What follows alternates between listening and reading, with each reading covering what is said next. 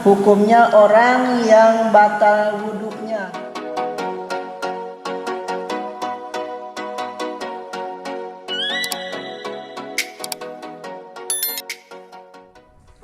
Assalamualaikum warahmatullahi wabarakatuh.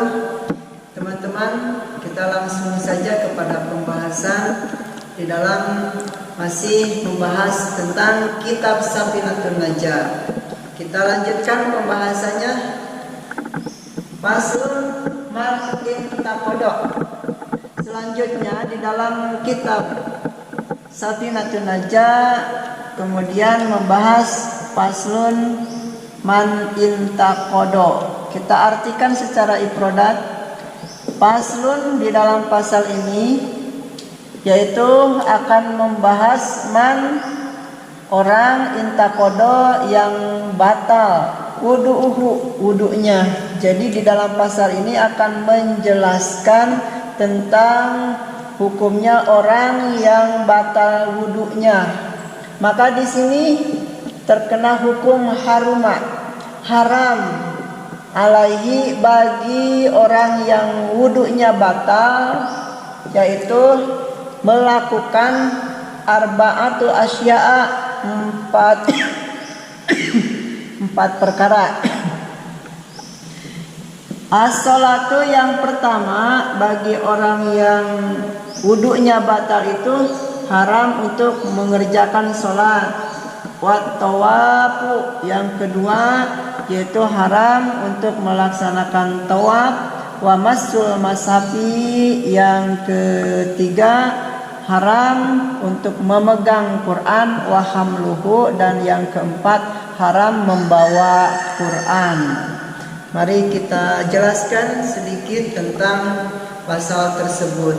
Jadi teman-teman, yang sebelumnya menjelaskan di dalam kitab Safinah itu tentang fardunya wudhu, terus tentang batalnya wudhu. Di situ kemarin kita membahas apa yang menyebabkan wudhu kita itu menjadi batal.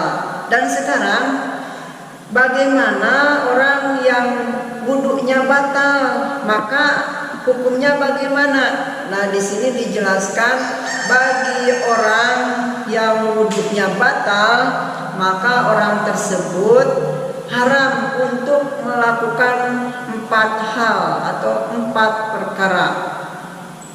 Jadi teman-teman harus catat, kalau tidak punya wudhu atau setelah kita wudhu maka wudhu kita itu batal, maka harus perhatikan, harus catat 4 hal tersebut.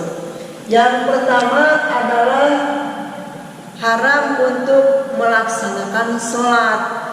Jadi kan misalnya ya, kita itu sedikit batalnya, misalnya keluar kemarin kan buang angin misalnya, ini mah sedikit, cuma sedikit, walaupun sedikit tetap aja batal. Nah, dipaksakan sholat, cuma sedikit ini keluarnya, dipaksakan mengerjakan sholat, maka bukannya sholat kita itu mendapatkan pahala atau sholat kita itu menunaikan kewajiban, justru sholat kita itu malah membawa petaka, malah sholat kita itu menjadi haram, kita menjadi dosa. Kalau dipaksakan punya wudhunya batal, kita mengerjakan yang pertama mengerjakan sholat.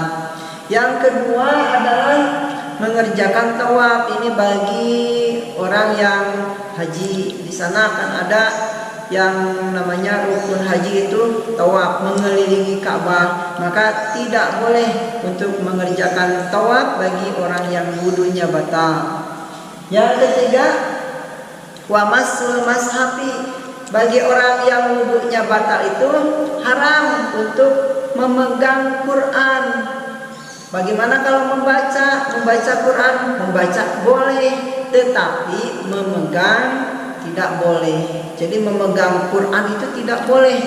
Tapi kalau kita hafal Quran misalnya, atau hafal bacaan surah-surah pendek, kita membacanya tapi tidak punya wudhu, nah itu boleh. Yang diharamkan itu adalah membawa Quran. Makanya di dalam Quran, di Quran itu di pinggirnya ada bacaan la yamassuhu illal mutahharun, tidak boleh memegang Quran kecuali dalam keadaan suci, dalam keadaan wudu. Terus yang selanjutnya, bagi orang yang wudunya batal, maka orang tersebut yang keempat, yang terakhir, harus ingat ialah haram untuk membawa Quran. Jadi memegang haram, terus membawa juga haram. Jadi tidak boleh. Tetapi gimana kalau misalnya ada yang jualan Quran misalnya di dalam tas? Nah, ada rukhsah atau kemurahan, yaitu kalau misalnya madarat atau terjadi seperti itu, maka harus diniatkan kita itu membawa barang, bukan membawa Quran. Dan satu lagi, bagaimana kalau Qurannya itu tulisan Qurannya itu bercampur dengan tulisan yang lain? Kan sekarang sudah canggih, ada yang namanya Quran terjemah. Bagaimana kalau Quran tersebut apakah sama dengan Quran yang biasa? Kalau dipegang tidak boleh, haram hukumnya. Nah, jadi para ulama sepakat kalau memang di dalam Quran terjemah tersebut lebih banyak tulisan selain Qurannya, misalnya huruf bahasa Indonesianya itu lebih banyak, maka hal tersebut dianggap bukan Quran tapi terjemah Quran, maka boleh saja memegang Quran karena itu bukan murni Qurannya, tetapi sudah bercampur, namanya juga sudah menjadi terjemah Quran. Mungkin sampai di sini penjelasan pasal man intaqada wudu'uhu. Mudah-mudahan ada manfaatnya bagi kita semua. Wassalamualaikum warahmatullahi wabarakatuh.